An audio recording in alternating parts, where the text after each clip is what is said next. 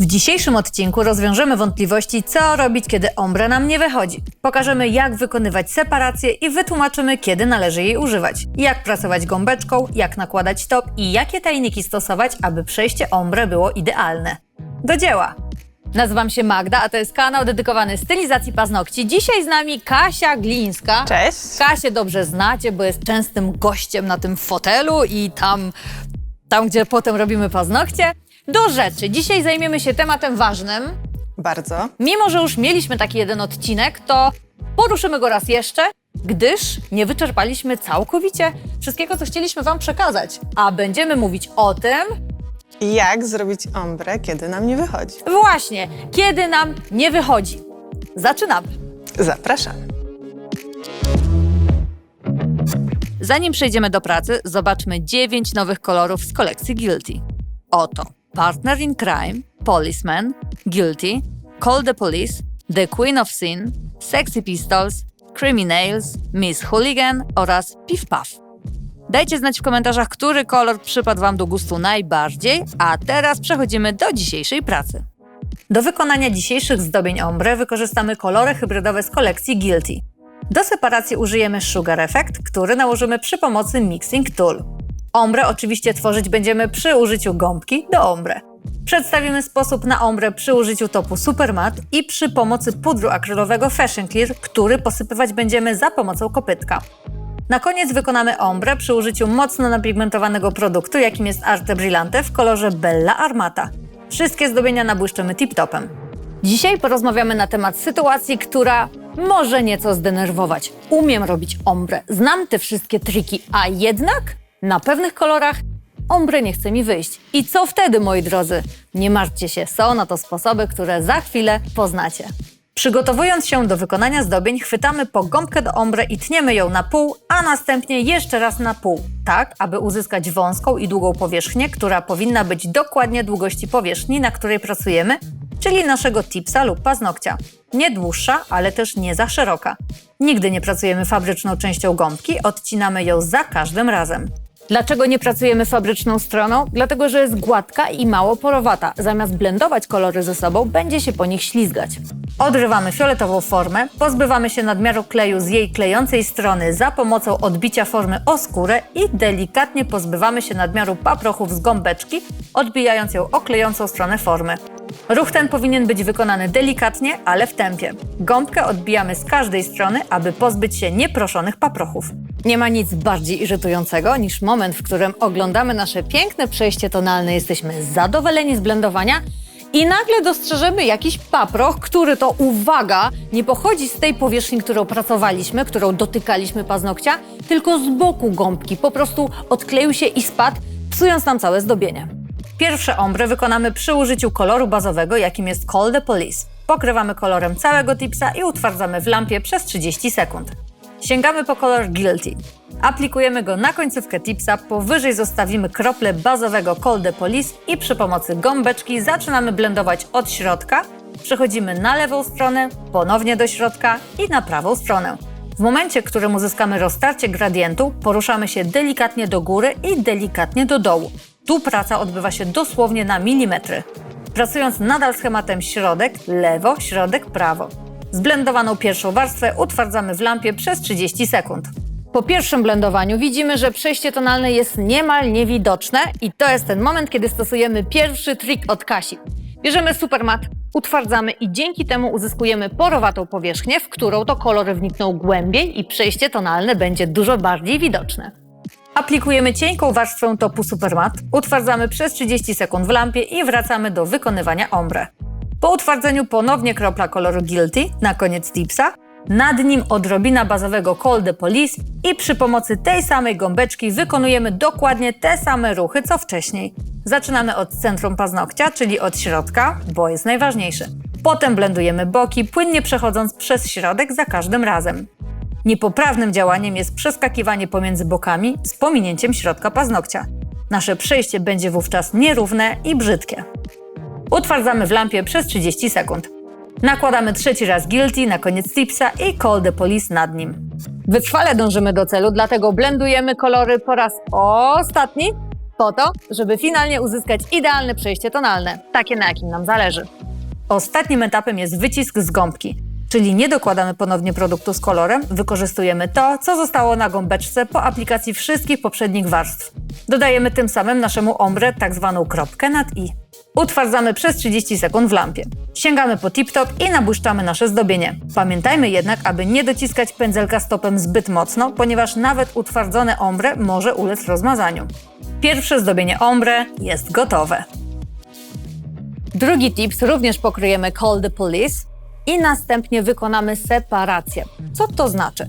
To jest tworzenie ombre, w którym kolor z ciemniejszego przechodzi w jasny. I żeby to uzyskać, należy ten jasny podbić bielą, bo jeżeli położymy na ciemnym jasny, to ten efekt zupełnie nam nie wyjdzie. Do tego celu dobrym żelem jest Sugar Effect, który jest bardzo mocno napigmentowany, a jednocześnie nie tworzy też grubej powierzchni, no bo przecież nie chcemy, żeby nasze paznokcie były grube przy wolnym brzegu.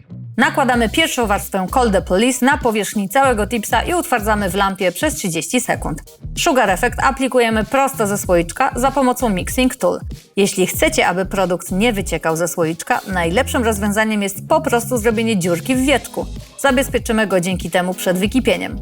Niewielką ilość Sugar Effect pobieramy za pomocą Mixing Tool i przekładamy na tips, tworząc białą końcówkę. Nakładamy Call the Police powyżej Sugar Effect i przechodzimy do robienia ombre. Zapominamy o gąbeczce, którą pracowaliśmy przed chwilą przy Call the Police z Guilty. Przy pomocy czystej, nowej, wyciętej gąbeczki blendujemy przejście białego podkładu. Możemy zauważyć, że krycie produktu jest wyraźne i trwałe. Nie będziemy potrzebować dodatkowych warstw, aby separacja została wykonana poprawnie. Utwardzamy przez 30 sekund w lampie. Na utwardzoną białą końcówkę nakładamy kolor Piff Puff, nad nim krople podkładowego Call the Police i przy pomocy tej samej gąbki, którą blendowaliśmy Sugar Effect, wklepujemy nałożone kolory.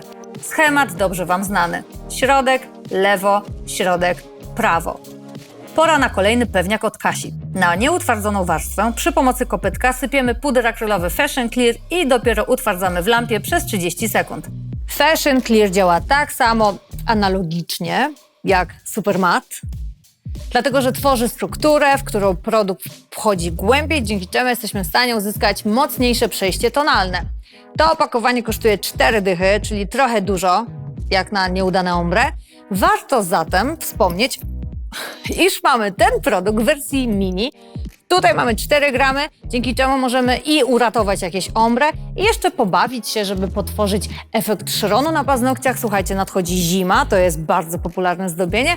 Zresztą wskoczy na nasz kanał niebawem. Madzia Żuk przyjechała, nagrała. Tu możecie subskrybować, prędzej czy później się pojawi. Po wyjęciu z lampy pozbywamy się nadmiaru pudru akrylowego przy pomocy puszystego pędzla. Na oczyszczoną warstwę nakładamy ponownie krople Piff Puff na koniec tipsa i Call the Police nieco wyżej. Blendujemy precyzyjnie, tak samo jak przy poprzedniej warstwie. Utwardzamy w lampie przez 30 sekund. Posypka z pudru nie jest w żaden sposób wymagająca, nie wymaga od nas specjalnego tworzenia ombre. Pracujemy dokładnie tak samo jak zawsze przy każdym ombre. Dla uzyskania mocnego przejścia kolorów nakładamy raz jeszcze nasz miks kolorów do wykonania ombre, blendujemy i utwardzamy w lampie przez 30 sekund.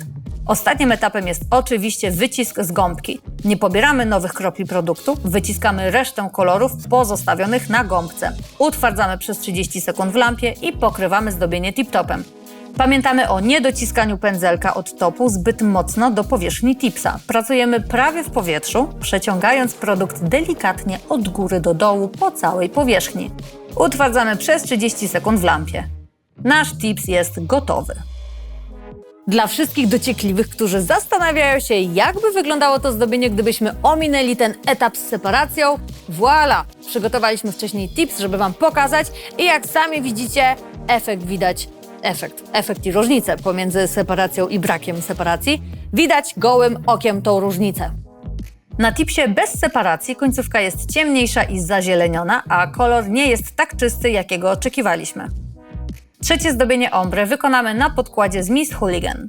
Pokrywamy całą warstwę tipsa kolorem i utwardzamy przez 60 sekund w lampie.